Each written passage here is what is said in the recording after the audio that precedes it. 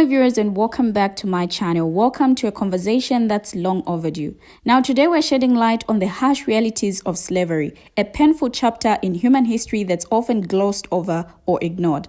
Now we begin with a rare and powerful video featuring former slaves sharing their experiences in America. This is an old video, but this footage is a poignant reminder of the brutal system that enslaved millions and the stories that have been erased from our history books. We'll also take a look into the twisted tale of Madame LaLaurie, the torture queen of New Orleans, who subjected her slaves to unimaginable cruelty behind closed doors. Now, her public facade hid a sinister reality, where even her own daughters were beaten for showing compassion to starving slaves. We'll also explore the Kingdom of Congo's role in the transatlantic slave trade and hear the heart-wrenching story of a slave who forced to father over 200 children simply because of his physical strength and obedience. Now, these stories are a testament to the resilience and strength of our ancestors and a reminder of the horrors that we must never forget. Check out the videos. I will be right back. I work hard. He work hard. I worked hard. I get up at 4 o'clock and get my breakfast done. Just at dawn of day, I go to the field and we pick cotton. Mr. and Mrs. Haywood Jenkins of Sharkey County, Mississippi have, between them, picked cotton for over a century. My boss man came along. He says, Mary Jane? I said, sir. Says, I say, when you wash? I said, I washed last night. He said, I don't want you to do that no more. That's my agent, you know. He says, every Friday morning or Friday evening, you wash. And let all the children stay there with you until you get through. When you get through, then y'all can go back to the field and wait.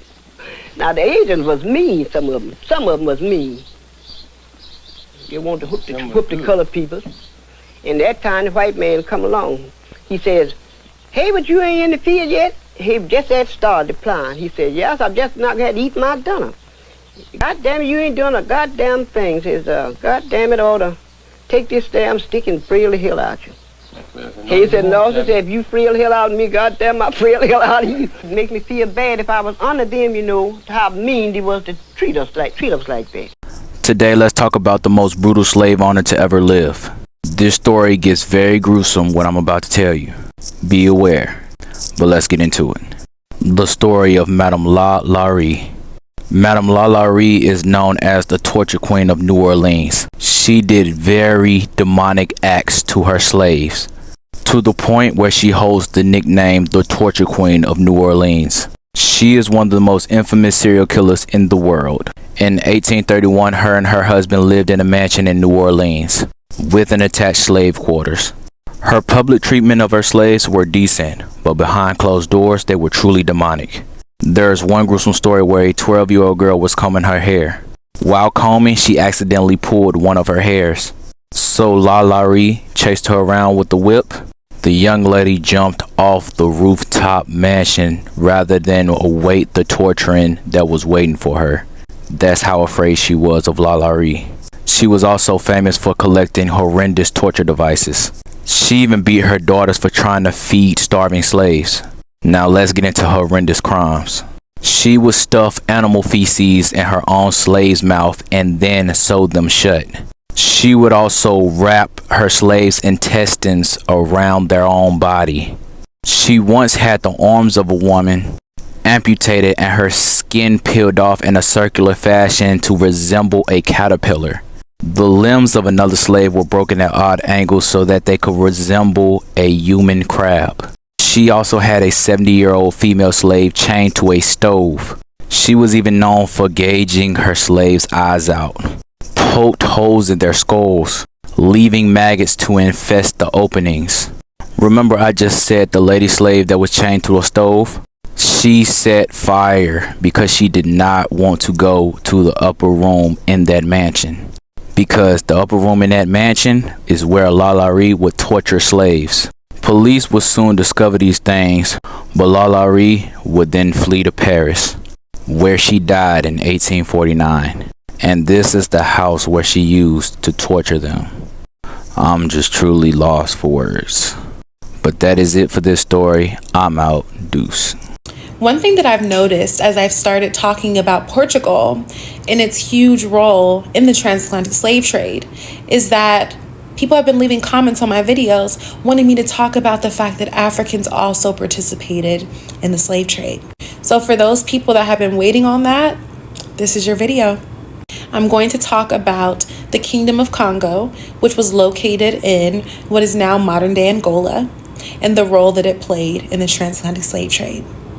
But before we get into that juicy topic, let's talk a little bit about the history of the Kingdom of Congo, because I think it deserves its due justice. It was a very fantastic kingdom in terms of power, in terms of wealth, in terms of expansion, in terms of all of the metrics that we measure kingdoms by.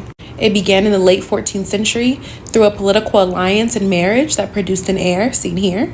King Lukini founded the capital of the Kingdom of Congo, which was a bustling city and a center for trade in manufactured goods, in natural resources, and in slaves. Historically, Congo had captured its slaves through wars of expansion in which it brought back prisoners of war and sold it in their slave markets, and that brought them a lot of wealth along with the other goods, and they used this currency of cowrie shells to trade.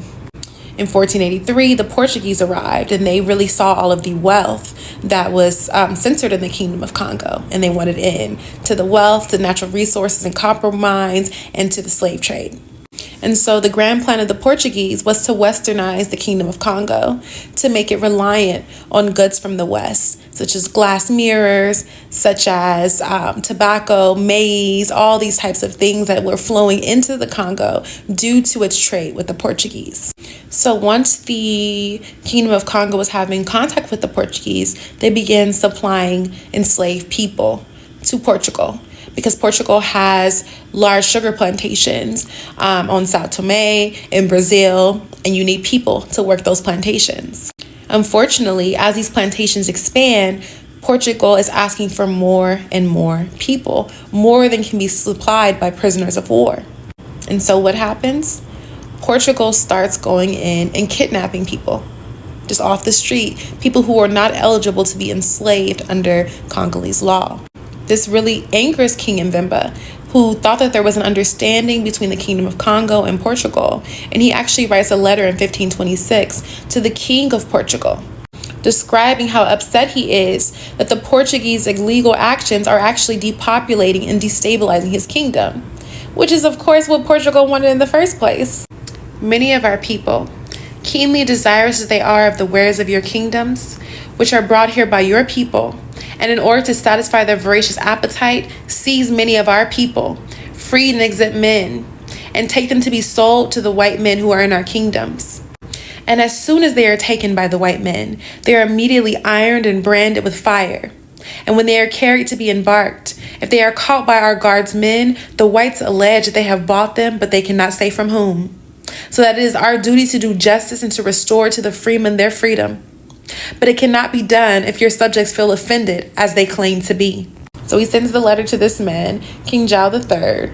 I don't know if he ever responded to him or not, but the practice is continued until basically the Kingdom of Congo got so fed up that they basically told the Portuguese, we're no longer doing business with you. But because the people of Congo have become so reliant on all these sources of wealth from trading human beings, there started to be internal strife. There started to be factions against the king, and really basically a breakdown of the kingdom. Because the kingdom was no longer powerful, it couldn't do its wars of conquest. It couldn't get its prisoners of war to sell into slavery. So actually, the Congolese people started selling each other into slavery. This made the kingdom even more unstable. And over time, Portugal was actually able to take over the Kingdom of Congo and make it part of the colony of what will become Angola.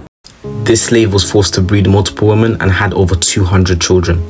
This is Roque Jose Florencio, more popularly known by his nickname Pataxa.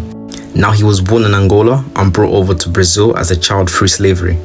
Now, Pataxa was 2 meters and 18 centimeters tall, which is roughly around 7'2". He had a very muscular build, and most importantly, he was obedient. And because his owners believed his children would be just like him, he was given the task of impregnating multiple enslaved African women so they could bear obedient, muscular, tall mini versions of himself. And at the time of his death in 1958, he had fathered over 200 children. Now, the brutal legacy of slavery continues to haunt us, and it's important that we confront its harsh realities head-on. The testimony of former slaves, like those shared in this video, are a powerful reminder of the unimaginable suffering and resilience of our ancestors. The story of Madame LaLaurie, the torture queen of New Orleans, is a chilling example of the depravity and cruelty that defined the slave trade. Her public image as a respected member of society hid a monstrous reality where slaves were subjected to unspeakable torture and abuse. Now, the fact that even her own daughters were beaten for showing compassion to starving slaves is a stark reminder of the twisted values that underpin the slave system. The Kingdom of Congo's role in the transatlantic slave trade is another painful chapter in the dark history. The exploitation and enslavement of millions of Africans forcibly taken from their homelands and subjected to inhumane conditions is a stain on human history that can never be erased. And then there's the heart-wrenching story of the slave who was forced to father over 200 children simply because of his physical strength and obedience. Now, this is a stark reminder of the dehumanizing nature of slavery, where people were reduced to mere commodities, their bodies exploited for profit and pleasure. Now, in the Depression years between 1936 and 1938, the WPA Federal Writers Project FWP sent out of work writers in 17 states to interview ordinary people in order to write down their life stories. Initially, only 4 states involved in the project, Florida, Georgia, South Carolina, and Virginia, focused on collecting the stories of people who had once been held in slavery. John A. Lomax, the National Advisor on Folklore and Folkways for the FWP, and the curator of the Archive of American Folk Song at the Library of Congress, was extremely interested in the ex-slave material he received from these states. In 1937, he directed the remaining states involved in the project to carry out interviews with former slaves as well. Federal field workers were given instructions on what kinds of questions to ask their informants and how to capture their dialects, the result of which may sometimes be offensive to today's readers. The field workers often visited the people they interviewed twice in order to gather as many recollections as possible. Sometimes they took photographs of informants and their houses. The interviews then turned the narratives over to their state's FW director for editing and eventual transfer to Washington, D.C., the administrative files. Accompanying the narratives detail the information supplied to field workers as well as subjects of concern to state directors of the FWP. In 1939, the FWP lost its funding and the states were ordered to send whatever manuscripts they had collected to Washington. Once most of the materials had arrived at the Library of Congress, Benjamin A. Botkin, the folklore editor of the FWP, who later became head of the Archive of Folk Culture at the Library of Congress, undertook the remaining editing and indexing of the narratives and selected the photographs for inclusion. As noted above, he organized the narratives by state and then alphabetically by name of informant within each state, collecting them in 1941 into 17 bound volumes in 33 parts under the title Slave Narratives, a folk history of slavery in the United States from interviews with former slaves. Now, on April 10, 1834, a fire at the LaLaurie mansion in New Orleans, Louisiana, leads to the discovery of a torture chamber where enslaved workers are routinely brutalized by Delphine LaLaurie. Rescuers found a 70-year-old black woman trapped in the kitchen during the fire because she was chained up while LaLaurie was busy saving her furniture. Now, the woman later revealed that she had set the fire in an attempt to escape LaLaurie's torture. She led authorities up the attic, where 7 slaves were tied with spiked iron collars. Now, after Delphine LaLaurie married her 3rd husband and moved into his estate on Royal Street, she immediately took control of the large number of slaves used as servants. LaLaurie was a well-known sadist, but the mistreatment of enslaved workers by the wealthy and socially connected was not a matter for the police at the time. However, in 1833, Delphine chased a small enslaved girl with a whip until the girl fell off the roof of the house and got unalived. LaLaurie tried to cover up the incident, but police found the body hidden in a well. Authorities decided to find LaLaurie and force the sale of the other enslaved people on the estate. LaLaurie foiled this plan by secretly arranging for her relatives and friends to buy the enslaved workers. She then sneaked them back into the mansion, where she continued to torture them until the night of the fire in April 1834. Apparently, her southern neighbors had some standards when it came to the treatment of enslaved people, because a mob gathered in protest after learning about LaLaurie's torture chamber. She and her husband fled by boat, leaving the butler who had also participated in the torture to face the wrath of the crowd. Now, although charges were never filed against LaLaurie, her reputation in upper-class society was destroyed. It is believed that she got unalived in Paris in December 1842. Now, slave breeding was the practice in slave states of the United States of palm color enslavers to systematically force the reproduction of enslaved people to increase their wealth. It included coercive relations between enslaved men and women or girls, forced pregnancies of enslaved women and girls, and favoring enslaved females who could produce a relatively large number of children. Now, the objective was for enslavers to increase the number of people they enslaved without incurring the cost of purchase, and to fill labor shortages caused by the abolition of the Atlantic slave trade. We have finally come to the end of the video. What do you, my viewers, have to say? Share your thoughts as well in the comment section. Thank you for watching, and see you in my next video.